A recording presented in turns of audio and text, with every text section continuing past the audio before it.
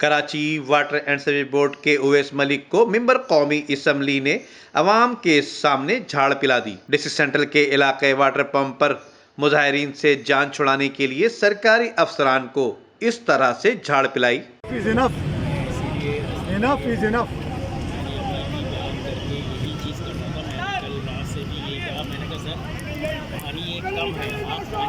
अच्छा पानी कम है ना, ये पानी इतना है ना पानी, तो यार इतना पानी सबको देना। प्रेशर नहीं बन रहा है, प्रेशर तो बनवाए ना, बन जाता है, सब बन जाता है। 10 मिनट में प्रेशर बनाए थे ये वालमैन, इनको सब पता है। ये वालमैन को कितनी चूड़ियां खोलनी है, कितनी चूड़ियां खोलनी है। पानी हमारे को देते हैं 1.5-2 घंटे प्रेशर भी आ जाता है, सब कुछ हो जाता है। आप हमारे पास सारी रिकॉर्डिंग है और ये सब वालमैनों का चक्कर है, हमें बेवकूफ बनाया जाए। जबकि अक्सर बेशतर मेंबर कौमी असम्बली और मेंबर सूबाई असम्बली वाटर बोर्ड के दफातर में खुशगप्पियों के साथ साथ चाय के साथ बिस्किट भी नोश फरमाते हुए नजर आते हैं।